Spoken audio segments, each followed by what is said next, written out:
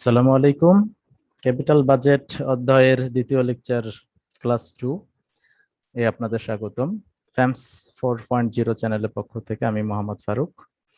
আজকে আমরা আলোচনা করব ক্যাপিটাল বাজেটের অত্যন্ত গুরুত্বপূর্ণ একটা ধাপে পেব্যাক পিরিয়ডের। আমরা প্রথম পর্বে শিখেছিলাম যে পেব্যাক পিরিয়ড যখন ট্যাক্স থাকবে না তখন কিভাবে সমাধান করতে হয়, অর্থাৎ অঙ্কে শুধুমাত্র সূত্রে ফেলতে হয়, অঙ্ক অনুযায়ী শুধু সূত্রে ফেলতে হয় পিবিপি সমান সমান এনসিও ভাগ এনসিবি। কিন্তু আজকে আমরা শিখবো পেব্যাক পিরিয়ড এর ক্যাশ ফ্লো সমান থাকা সত্ত্বে ট্যাক্স থাকলে আমরা কিভাবে সমাধান করব, পাশাপাশি পেব্যাক পিরিয়ডের অসমান ক্যাশ ফ্লো যদি ট্যাক্স রেট না থাকে তাহলে আমরা কিভাবে সমাধান করব। চলুন দেখে নেওয়া যাক।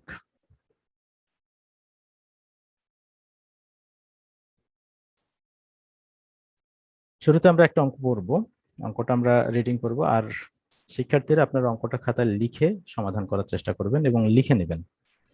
ইনভেস্টমেন্ট ইন এ প্রজেক্ট, টাকা 1,20,000, লাইফ অফ দিস প্রজেক্ট 10,000, 10 বছর। Annual cash inflow in every year, টাকা 30,000। If the tax rate for the company is 30%, calculate payback period.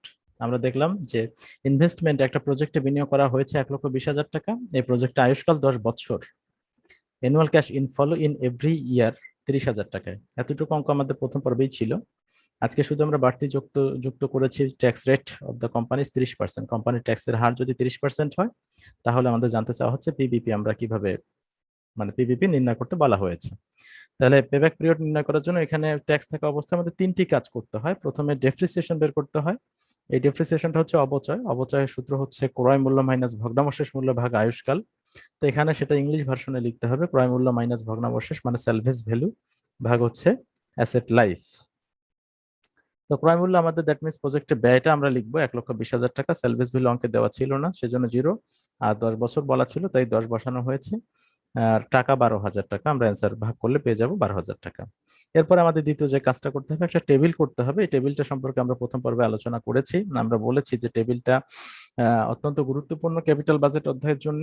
এই টেবিলটা আহ, সাধারণত 7টা কলাম বলেছিলাম যে ট্যাক্স না থাকা অবস্থায়, ট্যাক্স থাকা অবস্থায় 7টি কলাম করতে হবে। প্রথমে আমরা ইয়ার লিখবো, ইয়ারের পরে সিএফবিটি, এতটুকু তথ্যাঙ্কে দেওয়াই থাকবে। ইয়ার 1 থেকে 10 একবারই উল্লেখ করতে হবে। সিএফবিটি 30,000 টাকা দেওয়াই আছে অঙ্কের মধ্যে, অর্থাৎ ক্যাশ ফ্লো বিফোর ট্যাক্স, কর পূর্ববর্তী লাভ। এরপরে ডেপ্রিসিয়েশনটা আমরা বাদ দিব। ডেপ্রিসিয়েশন 12,000 টাকা বের করেছি, ডেপ্রিসিয়েশন বাদ দিব। এরপরে ইবিটি, সিএফবিটি থেকে ডেপ্রিসিয়েশন বাদ দিলেই আমরা পাবো ইবিটি মানে earning before tax. Earning before tax পাওয়া যাবে কলাম নাম্বার 2 এবং 3 বিয়োগফলের মাধ্যমে। তাহলে আমরা পাচ্ছি 18,000 টাকা। এরপরে এই যে আর্নিং বিফোর ট্যাক্স 18,000 টাকা, এর ওটা মানে হলো কর পূর্ববর্তী আয়। এরপরে আমরা কর প্রদান করব। কর হচ্ছে ইবিটি কলামের উপর 30%, দ্যাট মিনস 5 নাম্বার কলাম পাওয়া যাবে, 4 নাম্বার কলামের উপর 30% ট্যাক্স ক্যালকুলেশন করলে। এভাবে আমরা পাবো 5400 টাকা। 18,000 উপর 30% 5400। এরপরে ইবিটি থেকে ট্যাক্স যখন আমরা বাদ দিব তখন পাবো earning after tax, that means EAT. এটা কলাম নাম্বার 6। 6 আমরা পাচ্ছি কলাম নাম্বার 4 থেকে 5 বিয়োগ করার মাধ্যমে। বিয়োগ করলে আমরা পাচ্ছি 12,600 টাকা। এরপরে আমরা 7 নম্বর কলাম সিএফ, এটি cash flow after tax, that means কর পরবর্তী নগদ প্রবাহ। এটি আমরা পাবো হচ্ছে column number 6, that means EAT এবং ডেপ্রিসিয়েশন যোগ করার মাধ্যমে। এরপরে আমাদের প্রথম কাজ হয়ে গেছে ডেপ্রিসিয়েশন, আমরা শিখলাম ডেপ্রিসিয়েশন বের করতে হয়। দ্বিতীয় কাজ করতে হয় একটা টেবিল। টেবিলটা 7 কলামের জন্য হয়। এই টেবিলে আমরা শুরু করেছিলাম 30,000 টাকা লাভ দিয়ে কর পূর্ববর্তী। ট্যাক্স দেওয়ার পরে ট্যাক্স মাত্র 5,400 টাকা। ট্যাক্স যাতে ফাঁকি দেওয়া যায় সেজন্য প্রথমে একবার অবচয় বাদ দিতে হয়। পরবর্তীতে ট্যাক্স দেওয়ার পরবর্তীতে যে টাকাটা আসে তারপরে পুনরায় অবচয়টা যোগ করে আমরা সিএফ এটিটা বের করি। এখন এটি আমাদের কর পরবর্তী লাভ। আমরা পরবর্তীতে সূত্রে ফেলবো। সূত্র হচ্ছে পিবিপি সমান সমান এনসিও ভাগ এনসিবি। এনসিওর মান আমরা বসাচ্ছি 1,20,000 এবং এনসিবির মান যথারীতি যেটা শেষ কলামে আমরা পেয়েছি 24,600, ভাগ করলাম আরো 4.88 ইয়ার্স। এটাই অঙ্কের অ্যান্সার। পেব্যাক পিরিয়ড মানেই হচ্ছে বিনিয়োগ পরিশোধকাল। পরিশোধকাল থাকলে অঙ্কে ইয়ার্স লিখতে হয়। অনেক শিক্ষার্থীরা ইয়ার্স উল্লেখ করে না, এটা ভুল, ইয়ার্স উল্লেখ করতে হয়। এনসিও আমাদের অঙ্কে দেওয়াই ছিল 1,20,000 টাকা। এনসিবি দেয়া ছিল 24,600 টাকা, মানে শেষ কলামে যেটা পেয়েছি। পিবিপির আমরা মান পেয়ে গেলাম অলরেডি 4.88 ইয়ার্স। এতটুকু তিনটে কাজ। প্রথম কাজ আমাদের ডেপ্রিসিয়েশন বের করা, দ্বিতীয় কাজ টেবিলটা তৈরি করা, 3 নাম্বার কাজ পিভিপি বের করা। একইভাবে কাজ করতে হবে যখন অঙ্কের মধ্যে অসমান ক্যাশ ফ্লো ট্যাক্স দেওয়া থাকবে, তখন আমরা সেম কাজগুলোই করব। এখন আমরা চলে যাব সমান ক্যাশ ফ্লো থেকে অসমান ক্যাশ ফ্লোর মধ্যে। অসমান ক্যাশ ফ্লো প্রথমে আমরা শিখবো ট্যাক্স ট্যাক্স না থাকা অবস্থায় আমরা কিভাবে সমাধান করব। চলুন আমরা একটা অঙ্ক দেখি। আনইভেন ক্যাশ ফ্লো আমরা দেখতে পাচ্ছি যে ট্যাক্স না থাকলে কিভাবে সমাধান আমরা করব। The capital expenditure of a company is টাকা 11,000, অর্থাৎ একটা কোম্পানির মূলধন জাতীয় ব্যয় হয়েছে 11,000 টাকা, এটাই কোম্পানির এনসিওর মান। স্ক্র্যাপ ভ্যালু 4,000 বলাই আছে। Having a life of company 5 years, company আয়ুষ্কাল 5 বছর। আর ক্যাশ ফ্লো আফটার ট্যাক্স, আমাদের অঙ্কের মধ্যে ক্যাশ ফ্লো আফটার ট্যাক্স দেওয়াই আছে। 5 বছরের জন্য 5টা ভ্যালু দেওয়া আছে। আমরা দেখতে পাচ্ছি প্রথম বছর 4,000 টাকা, দ্বিতীয় বছর 4,000 টাকা, তৃতীয় বছরও 4,000, চতুর্থ বছরে যে পরিবর্তন হয়ে গেছে, পঞ্চম বছরও 2,000 টাকা। এতটুকু তথ্য দেওয়ার পরে আমাদের বলছে required payback period, that means আমাদের কাজ করতে হবে পেব্যাক পিরিয়ড। তাহলে এরকম অঙ্ক আমরা পুরো অঙ্কটা পড়ার পরে দেখলাম কোথাও ট্যাক্সের কোনো উল্লেখ নাই, দ্যাট মিনস এটা অসমান ক্যাশ ফ্লো। অসমান দ্যাট মিনস 4 বছর যদি সমান থাকা অবস্থায় যে কোনো একটা পরিবর্তন হয়ে গেলেই সেটা অসমান। তো অঙ্কটা মেয়াদকাল 5 বছর, 5 বছরের ক্যাশ ফ্লো গুলো আমাদের দেওয়া আছে 5 রকম। এটাই হচ্ছে অসমান ক্যাশ ফ্লো। এই অবস্থার সাথে ট্যাক্স না থাকা অবস্থায় আমরা কিভাবে সমাধান করব, চলুন দেখে নেওয়া যাক। আমাদের কলাম তৈরি করতে হবে, তিনটি কলাম তৈরি করতে হবে। প্রথমে লিখবো table for calculation of PBP. দুটি কলাম দেওয়াই ছিল, ইয়ার এবং সিএফ, এটি আমাদের অঙ্কে পূর্ব থেকেই দেওয়া ছিল। ইয়ার এর কলামে ইয়ার বসাবো, সিএফএটি কলামে সিএফএটি মানে ক্যাশ ফ্লো আফটার ট্যাক্স বসাবো। আর এটাকে শুধু ক্রমে ক্রমে যোগ করব, কিউমুলেটিভ সিএফএটি, কিউমুলেটিভ মানে ক্রমযোজিত সিএফএটি। তো এটা কিভাবে আমরা পেলাম, 4,000 টাকা প্রথমে ট্রান্সফার করেছি, 4,000 এর সাথে পরের 4,000 যোগ করেছি 8,000, এর সাথে পরের 4,000 যোগ 12,000, তার সাথে পরের 3,000 যোগ করেছি 15,000, 15 সাথে পরের 2,000 যোগ করেছি 17,000।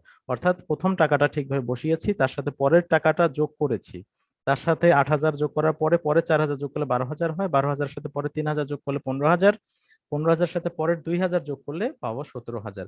ক্রমে ক্রমে যোগ করার নামই হচ্ছে ক্রমযোজিত। তো এরপরে আমাদের কাজ হচ্ছে টেবিল করার পরেই সরাসরি সূত্রে চলে যায়। আমরা সূত্রে চলে আসলাম। সূত্রে দেখতে পাচ্ছি এনসিওর মান অঙ্কে দেওয়াই আছে 11,000 টাকা, অর্থাৎ আমরা অঙ্ক পড়েছিলাম 11,000। এরপরে সি, সি হচ্ছে cumulative cash flow near to the NCO, অর্থাৎ ক্রমযোজিত ক্যাশ ফ্লো এনসিওর কাছাকাছি। আমরা দেখতে পাচ্ছি সূত্রটা, যেহেতু আমরা অসমান ক্যাশ ফ্লোতে প্রবেশ করেছি, পিবিপি সূত্র পরিবর্তন হয়ে যাবে। সূত্র হচ্ছে A plus NCO minus C divided by D. এনসিওর মান অঙ্কের মধ্যে যে ব্যয়টা দেওয়াই থাকবে। সি আমাদের বের করতে হবে, সি, ডি এবং এই। আমরা সি কিভাবে পাবো, সি হচ্ছে এনসিওর কাছাকাছি মান, এনসিও থেকে যাতে বিয়োগ করা যায় এই জন্য কিউমুলেটিভের ঘরে এনসিওর কাছাকাছি মানটা আমরা সি সিলেকশন করব। আমরা পেয়ে গেলাম সি হচ্ছে 8,000 টাকা। সি হচ্ছে 8,000 হবে, অর্থাৎ এই 8,000 টাকাকে আমরা সির মান হিসেবে চিহ্নিত করব। আর 8,000 টাকাটা যে কিউমুলেটিভ, কারণ 11,000-এর তুলনায় 8,000 টাকাটা কম এবং বিয়োগ করা যায়, এই জন্যই আমরা সির মান এটা সিলেকশন করব। আর সি পাওয়া গেলে সি সোজা বাম পাশে আসলে আমরা বছর পেয়ে যাব, বছর হচ্ছে 2, বছরকে আমরা এ হিসাবে চিহ্নিত করব। Year of the cumulative cash flow near to NCO, year আমরা হচ্ছে 2 সিলেকশন করব, কারণ যে ঘরে সির মান পাওয়া যাবে সেই ঘরেই আমরা এর মান পেয়ে যাব। এরপরে 8,000 টাকা যদি সির মান হয়, এ যদি 2 বছর হয় মানে দ্বিতীয় হয়, 2 হয়, তাহলে আমাদের এখন দরকার ডি। সির একটু আগে একটু নিচে আমরা পাচ্ছি যে ডি সিমিলার, এখানেও তাই, একটু আগে মানে এক কলাম আগে আসবো, ঠিক এক সারি নিচে নেমে যাব। এক কলাম আগে এক সারি নিচে, এক কলাম আগে এক সারি নিচে, এই 4,000 টাকাই হবে ডি এর ভ্যালু। আমরা লিখবো ডি হচ্ছে cash flow of the following year, অর্থাৎ যে বছর ক্যাশ ফ্লো সির মান পেয়েছি তার পরবর্তী বছরে ডির মান পাওয়া যাবে। ডি হচ্ছে 4,000, আমরা বসিয়ে দিলাম।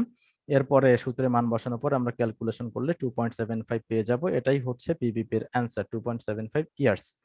তো শিক্ষার্থীরা, দ্বিতীয় ক্লাস এ পর্যন্তই। আমরা তৃতীয় ক্লাসের শিখবো হচ্ছে অসমান ক্যাশ ফ্লো ট্যাক্স থাকা অবস্থায় কিভাবে সমাধান করতে হয়। তাহলে আমাদের ভিডিওটি ভালো লাগলে সাবস্ক্রাইব করবেন এবং শেয়ার করবেন। তো সবাইকে ধন্যবাদ। কোনো সমস্যা থাকলে আমাদের কমেন্ট বক্সে এসএমএস করে জানিয়ে দেবেন।